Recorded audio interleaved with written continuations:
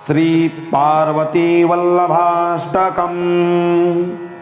नमो भूतनाथं नमो देवदेवं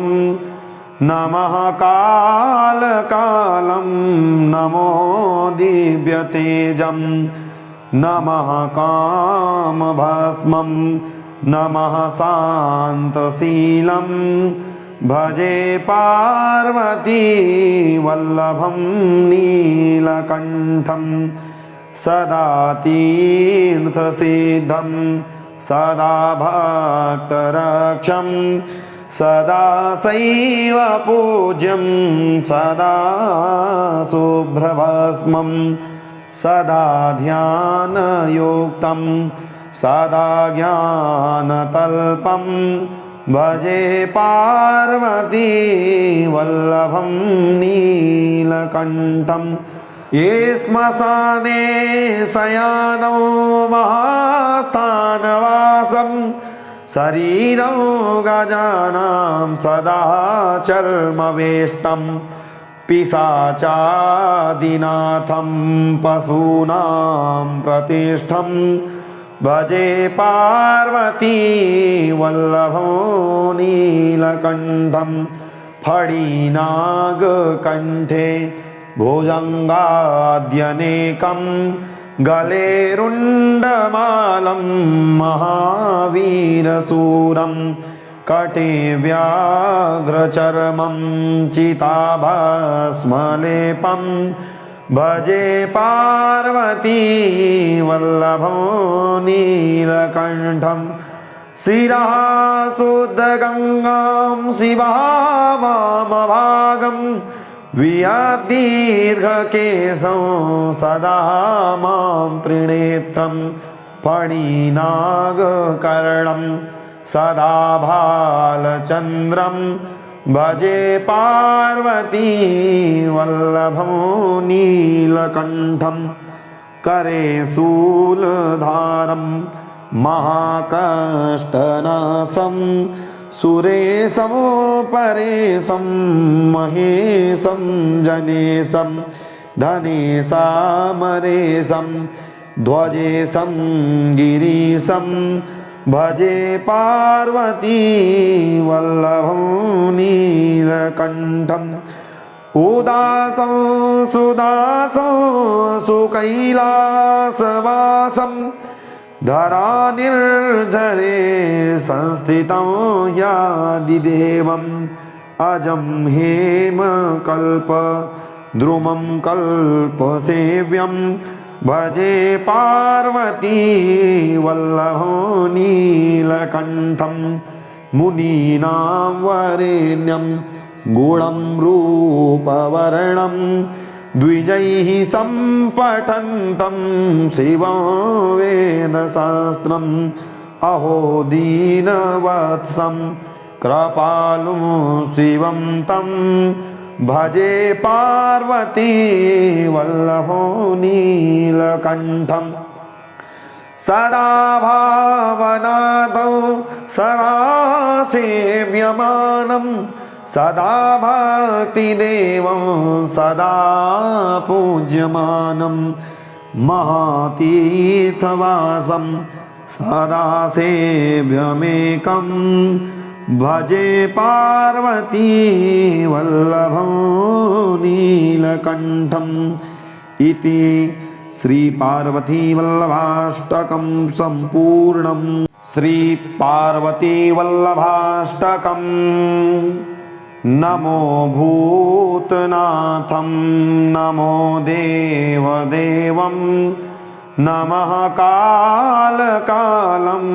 नमो दिव्यतेजं नमः कामभस्मं नमः शान्तशीलं भजे पार्वती वल्लभं नीलकण्ठं। सदा तीर्थसिद्धं सदा भक्तरक्षं सदा शैव पूज्यं सदा शुभ्रभस्मं सदा ध्यानयुक्तं सदा ज्ञानतल्पं भजे पार्वती वल्लभं नीलकण्ठं ये स्मशाने शयानौ महास्थानवासं शरीरं गजानां सदा चर्मवेष्टं पिशाचादिनाथं पशूनां प्रतिष्ठं भजे पार्वती वल्लभो नीलकण्ठं फणिनागकण्ठे भुजङ्गाद्यनेकं गले रुण्डमालं महावीरशूरं कटे व्याघ्रचर्मं चिताभस्मलेपं भजे पार्वती वल्लभो नीलकण्ठं शिरः शुद्धगङ्गां शिवामभागं वियदीर्घकेशं सदा मां त्रिनेत्रं फणिनागकर्णं सदा भालचन्द्रं भजे पार्वती वल्लभं नीलकण्ठं करे शूलधारं महाकष्टनाशं सुरेशं परेशं महेशं जनेशं धनेशामरेशं ध्वजेशं गिरीशं भजे पार्वती वल्लभं नीलकण्ठं उदासं सुदासं सुकैलासवासं धरानिर्झरे संस्थितं यादिदेवम् अजं हेमकल्प द्रुमं कल्पसेव्यं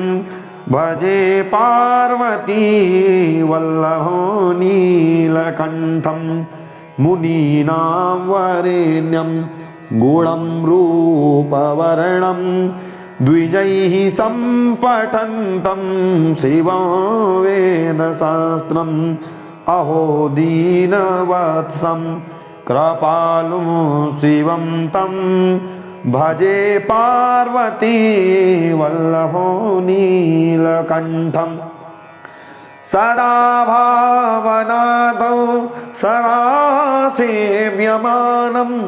सदा भक्तिदेवं सदा पूज्यमानं महातीर्थवासं सदा सेव्यमेकं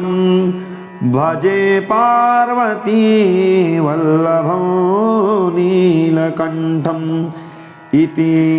श्रीपार्वतीवल्लभाष्टकं सम्पूर्णम्। श्रीपार्वतीवल्लभाष्टकम्। नमो भूतनाथं नमो देवदेवं नमः कालकालं नमो दिव्यतेजं नमः कामभस्मं नमः शान्तशीलं भजे पार्वती वल्लभं नीलकण्ठं सदा तीर्थसिद्धं सदा भक्तरक्षं सदा शैव पूज्यं सदा शुभ्रभस्मं सदा ध्यानयुक्तं सदा ज्ञानतल्पं भजे पार्वती वल्लभं नीलकण्ठं ये श्मशाने शयानौ महास्थानवासं शरीरं गजानां सदा चर्मवेष्टं पिशाचादिनाथं पशूनां प्रतिष्ठं भजे पार्वती वल्लभो नीलकण्ठं फणिनागकण्ठे भुजङ्गाद्यनेकं गले रुण्डमालं महावीरशूरं कटे व्याघ्रचर्मं चिताभस्मलेपं भजे पार्वती वल्लभं नीलकण्ठं शिरः शुद्धगङ्गां शिवामभागं वियदीर्घकेशं सदा मां त्रिनेत्रं फणिनागकर्णं सदा भालचन्द्रं भजे पार्वती वल्लभं नीलकण्ठं करे शूलधारं महाकष्टनाशं सुरेशं परेशं महेशं जनेशं धनेशामरेशं ध्वजेशं गिरीशं भजे पार्वती वल्लभं नीलकण्ठम् उदासं सुदासं सुकैलासवासं धरानिर्झरे संस्थितं यादिदेवम् अजं हेमकल्प द्रुमं कल्पसेव्यं भजे पार्वती वल्लभं नीलकण्ठं मुनीनां वरेण्यं गुणं रूपवर्णं द्विजैः सम्पठन्तं शिवं वेदशास्त्रम् अहो दीनवत्सं कृपालुं शिवं तं भजे पार्वती वल्लभो नीलकण्ठं सदा भावनादौ सदा सेव्यमानं सदा भक्तिदेवं सदा पूज्यमानं महातीर्थवासं सदा सेव्यमेकं भजे पार्वती वल्लभं नीलकण्ठम् इति श्री पार्वती वल्लभाष्टकं सम्पूर्णम्। श्री पार्वती वल्लभाष्टकम्। नमो भूतनाथं नमो देवदेवं नमः कालकालं नमो दिव्यतेजं नमः कामभस्मं नमः शान्तशीलं भजे पार्वती वल्लभं नीलकण्ठं सदा तीर्थसिद्धं सदा भक्तरक्षं सदा शैव पूज्यं सदा शुभ्रभस्मं सदा ध्यानयुक्तं सदा ज्ञानतल्पं भजे पार्वती वल्लभं नीलकण्ठं ये श्मशाने शयानो महास्थानवासं शरीरं गजानां सदा चर्मवेष्टं पिशाचादिनाथं पशूनां प्रतिष्ठं भजे पार्वती वल्लभो नीलकण्ठं फणिनागकण्ठे भुजङ्गाद्यनेकं गले रुण्डमालं महावीरशूरं कटे व्याघ्रचर्मं चिताभस्मलेपं भजे पार्वती वल्लभो नीलकण्ठं शिरः शुद्धगङ्गां शिवामभागं वियदीर्घकेशं सदा मां त्रिनेत्रं फणिनागकर्णं सदा भालचन्द्रं भजे पार्वती वल्लभं नीलकण्ठं करे शूलधारं महाकष्टनाशं सुरेशं परेशं महेशं जनेशं धनेशामरेशं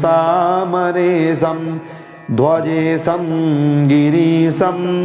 भजे पार्वती वल्लभं नीलकण्ठम् उदासं सुदासं सुकैलासवासं धरानिर्झरे संस्थितं यादिदेवम् अजं हेमकल्प द्रुमं कल्पसेव्यं भजे पार्वती वल्लभं नीलकण्ठं मुनीनां वरेण्यं गुणं रूपवर्णं द्विजैः सम्पठन्तं शिवं वेदशास्त्रम् अहो दीनवत्सं कृपालुं शिवं तं भजे पार्वती वल्लभो नीलकण्ठम् सदा भावनादौ सदा सेव्यमानं सदा भक्तिदेवं सदा पूज्यमानं महातीर्थवासं सदा सेव्यमेकं भजे पार्वती वल्लभं नीलकण्ठम् इति श्री पार्वती वल्लभाष्टकं सम्पूर्णम्। श्री पार्वती वल्लभाष्टकम्। नमो भूतनाथं नमो देवदेवं नमः कालकालं नमो दिव्यतेजं नमः कामभस्मं नमः शान्तशीलं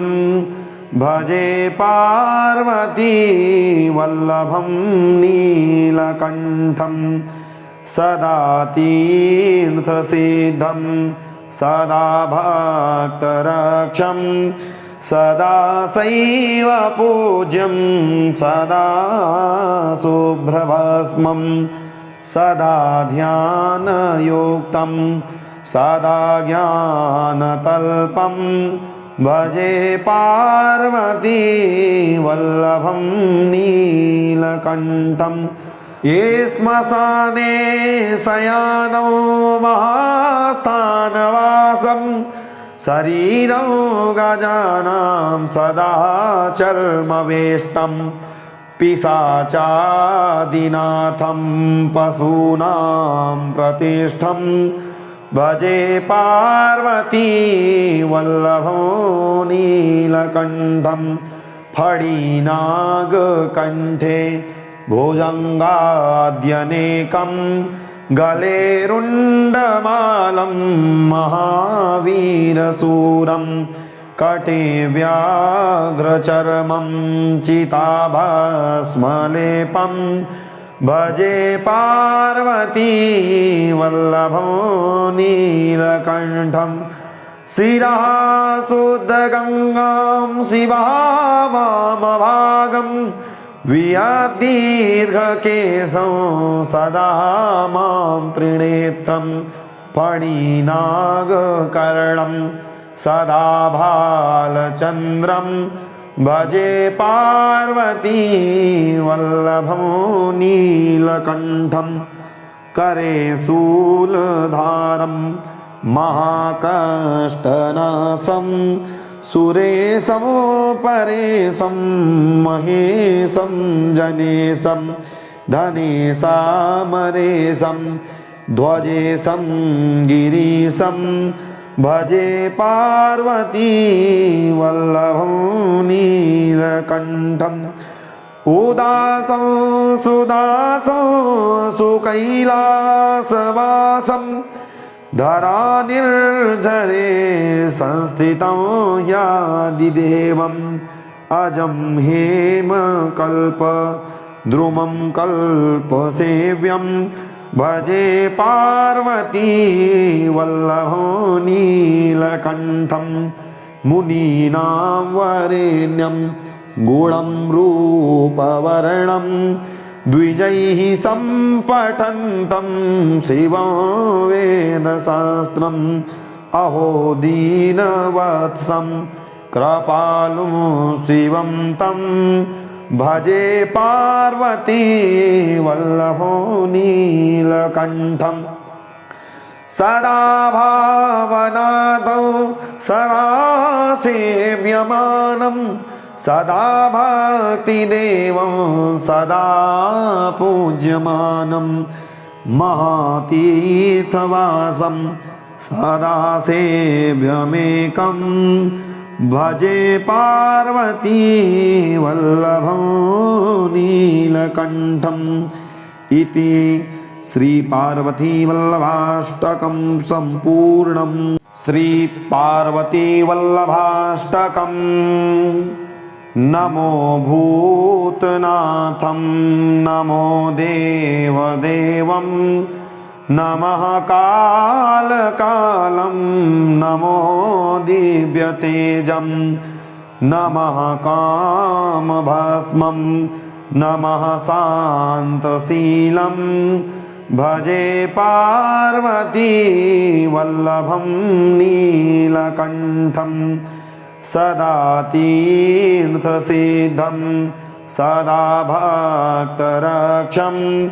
सदा शैव पूज्यं सदा शुभ्रभस्मं सदा ध्यानयुक्तं सदा ज्ञानतल्पं भजे पार्वती वल्लभं नीलकण्ठम् ये श्मशाने शयानौ महास्थानवासं शरीरं गजानां सदा चर्मवेष्टं पिशाचादिनाथं पशूनां प्रतिष्ठं भजे पार्वती वल्लभो नीलकण्ठं फणिनागकण्ठे भुजङ्गाद्यनेकं गले रुण्डमालं महावीरशूरं कटे व्याघ्रचर्मं चिताभस्मलेपं भजे पार्वती